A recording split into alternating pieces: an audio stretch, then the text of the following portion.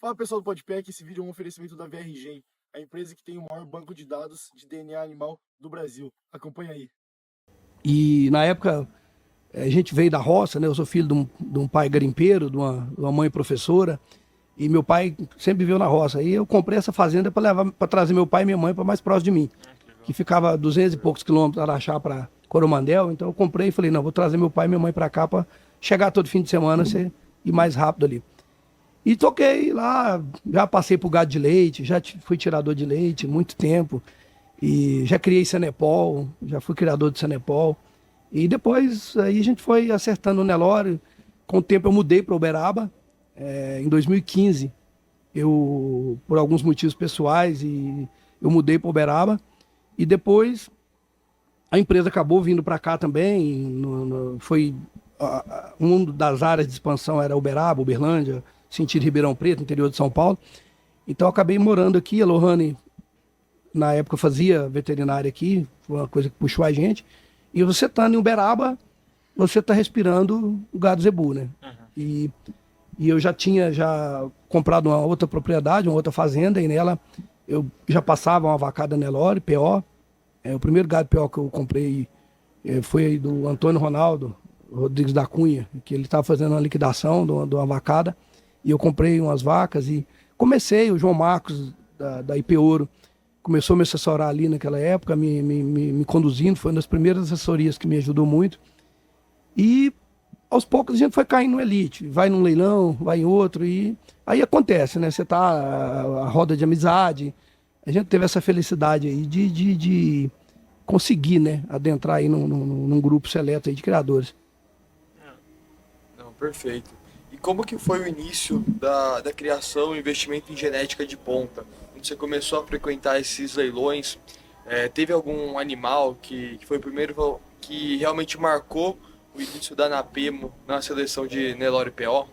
Quando eu comecei o projeto, que eu falei assim, eu vou pro gado de elite, eu acho que como todo mundo, como está começando, eu estava comprando algumas coisas, comprando algumas doadoras, comprando algumas novilhas, participando com os criadores, mas eu tinha ali na minha cabeça aquela necessidade. Falei, gente, eu tenho que comprar uma matriarca, eu tenho que comprar uma grande vaca.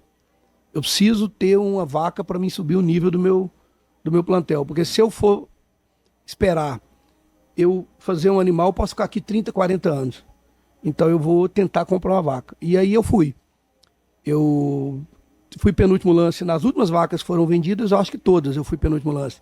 Eu fui penúltimo lance da Dioli, eu fui penúltimo lance na Mina, e eu tava indo para comprar mesmo, não tava indo para ser penúltimo lance não, porque não deu. Eu fui penúltimo lance da Parla, e eu fui, depois disso, aí veio, quando eu fui penúltimo lance da Parla, eu fiquei muito frustrado de não ter comprado a vaca. E foi um momento ali de leilão rápido, de decisão rápida, que eu perdi o lance. E eu fiquei muito, assim, não é arrependido, mas eu fiquei frustrado. Eu podia ter comprado a vaca. E aí continuei aquela busca, né? E foi quando aconteceu de ter o leilão do Elo, né? E eu perguntando, na época, mas o Felipe estava, no dia do meu aniversário, a gente reunido na fazenda. Falei, Felipe, e aí? Qual vai ser a grande estrela desse Pozebu? O que vai acontecer? Aí lá, Ney, tem uma vaca aí que é a promessa, que é a Viatna. Eu falei, eu já tinha visto vídeo delas, tudo. E eu acompanhava muito a Paula da Mara Móveis. Eu gostava ali acabamos fazendo uma amizade grande, porque eu via ela ali sempre cuidando, e eu via a minha filha indo naquele mesmo caminho, né? E era o que a minha filha queria. Então minha filha se espelhava ali, olhava, a gente achava bacana. E ela foi lá na minha casa, num dia antes do Elo, 2 dias antes do Elo, antes da apresentação. Ela foi lá em casa, lá na fazenda, e me falou, essa vaca tem que ser sua, você tem que comprar essa vaca. Aí a gente foi na apresentação, olhamos, conversamos bastante, e eu fui no leilão com o objetivo de comprar a vaca. E eu falei, eu vou lançar sem ninguém saber que é eu vou esconder, eu vou ficar quieto, porque eu tinha ali uma impressão de estratégia que era mais difícil um pouco entrar. Eu falei, não, então vamos ficar aqui caladinho. Então eu fui para um canto e botei uma pessoa lançar lá no outro fundo da mesa. Então ninguém sabia que eu estava lançando, a não ser o Felipe, estava do meu lado. Nem a minha esposa sabia. E eu lancei nela até 70 mil de parcela. que era o que eu achei que ia sair. E daí eu dei uma parada e foi. A hora que ela bateu ali 110 mais ou menos, deu um negócio em mim ali, eu falei, não, eu vou voltar e vou comprar essa vaca. Aí eu falei, agora eu não saio dela mais, agora pode ir 110, 130, 150, o que ela for eu vou comprar. Então eu já estava ali para... E foi batendo e tivemos uma felicidade, né, de levar o lance ali e fazer, né, toda essa história aí que a Viatna tá fazendo, né. E é engraçado que pouca gente sabe o quanta coisa acontece num período tão curto de um lote, né? Igual você falou, passou muita coisa na sua cabeça, acho que provavelmente você também pensou na oportunidade das outras vacas que você acabou não chegando perto, não comprando e falou, não, na Viatna eu vou, na Viatna. E acho, posso estar errado, mas que foi a decisão certa e acho que realmente tirou o seu plantel para um outro patamar e acho que nada mais está provado hoje do que o próprio troféu hoje da Exposebu, depois a gente entra mais nisso, mas fala um pouco de como é que foi essa transição do plantel. Pois é, a compra da Viatna mudou o rumo nosso no projeto, né?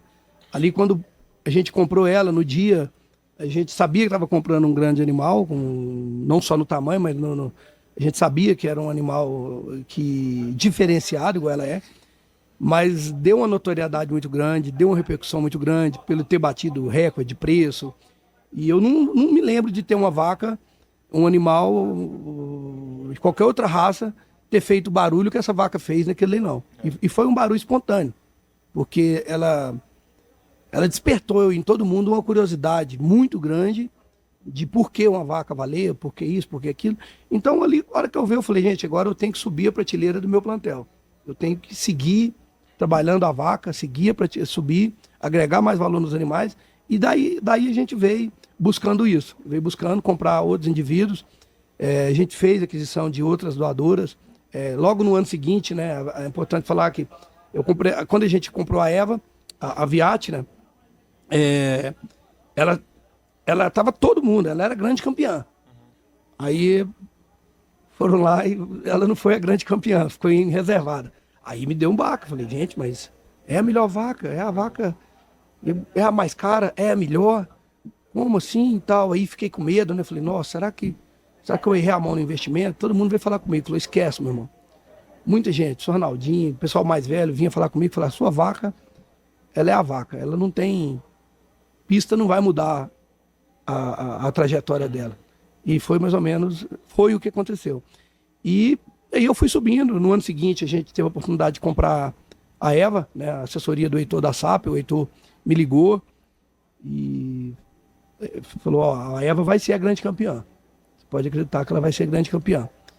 E aí a gente fizemos a aquisição dela juntamente com a Casa Branca, né, com o Paulo mais a Fabiana, e foi outra felicidade, foi outro acerto, né, a vaca super boa de barriga, e foi grande campeã, né. Com certeza. E, assim, pensando não só no impacto que isso teve para você no plantel, mas também impacto financeiro como investimento para o telespectador que realmente não entende como que uma vaca pode dar esse retorno financeiro.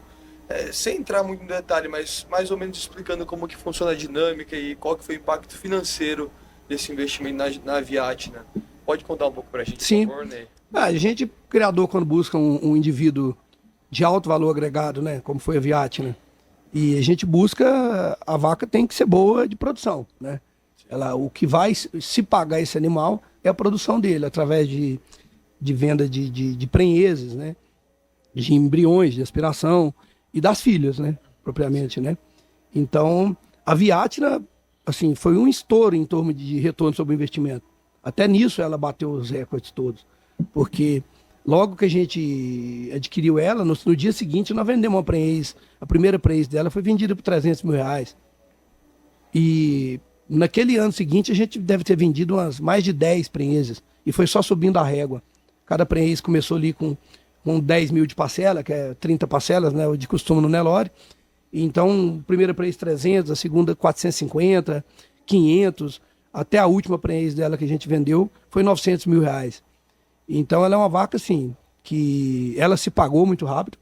Como investimento, no meu caso, é difícil um animal se pagar nesse tempo de retorno, ela é um caso à parte. Mas enfim, assim, para o pessoal que que não conhece como funciona, a gente busca o retorno do investimento num grande animal, numa grande vaca, por exemplo, Guaeva, Viatina, Alegra, Aberta, as doadoras, as principais doadoras que a gente tem. Mais de imediato é o faturamento através de venda de prenhez e embriões, né? E de um pouco mais a médio e longo prazo é a venda das filhas. E aí é a hora que a vaca tem que se mostrar por que ela vale aquilo, né? Que é através das suas filhas, né? Através das crias, como é o caso da Viata, que fez aí a Danda agora campeã aí na categoria dela. Não só a Danda, como a Fortuna também. Então, uma vaca de 5 anos de idade, já com 2 campeãs na pista. Em Uberaba. E agora à tarde podendo conquistar o terceiro com a Courchevel, que já foi o primeiro prêmio também. Então, num período tão curto de tempo, ter tantas filhas, onde qualquer criador vai olhar e não há um consenso de qual que é a melhor dentre as filhas, só mostra qual o impacto que essa vaca vai trazer. Já trouxe e vai trazer ainda mais para a raça, né? Eu acho a Viatina, ela é um animal hoje, assim, eu acho que a gente que é o proprietário, tanto eu, tanto o Paulo da Casa Branca, mas a Fabiana, o Elinho da HRO, que somos os proprietários dela, a gente falar dela é fácil, né? Porque ela entrega, né? Ela é uma vaca que produz muito, né? Uma vaca que produz aí, na última aspiração dela, ela deu 97 óvulos viáveis. É uma vaca que tem ela tem uma constância muito grande. Então, de cada 10 filhos dela que nasce ali, 3, 4 é um estouro. E as pistas estão mostrando isso agora, né? Que você tem bezerra da Viatna aí. Hoje teve uma campeã na categoria, teve uma da Paraná, a Danda, né? Teve a da Mundial, que a gente é sócio dela, que ficou em segundo. Tem mais filhas dela na pista aí, com outros criadores. Então, assim, ela realmente, em termos de produção, ela é uma vaca que eu acho que hoje pode-se dizer que, eu não tenho dúvida nenhuma, que ela é a maior matriarca da vaca Nelore em termos de entrega. Hoje ela tem quase 130 filhos registrados, filhas registradas. E quanto que vale uma Viatina 19 hoje? A gente sabe que na última... É complicado hoje, hein? Na última vez que ela foi pro martelo, ela ainda estava com a produção desabrochando, ainda não tinha o campeonato sendo feito pelas suas filhas. Ela já foi apregoada por quase 21 milhões de reais. Fazendo um exercício aí por cima, Ney, quanto que você acha que vale hoje uma Viatina 19? É um pouco, assim, é complicado de se avaliar, porque uma vaca dessa, se ela vai para um remate hoje, para um leilão, é arriscado você dar um palpite, porque é uma pergunta que nós nos fazemos. Às vezes eu, mas o Heitor, para um pouco, a gente está conversando sobre ela e falar quanto que essa vaca pode valer, se ela for no remate, quanto que ela vai chegar. Se você considerar, assim, se você olhar como negócio e resolver jogar a Viatna numa planilha e falar assim, vamos planilhar aqui o que ela produz. Imagina que ela é uma empresa, né? Imagina que é uma empresa. E se você for falar assim, qual a entrega dessa vaca, quanto que essa vaca vai faturar em 4 anos?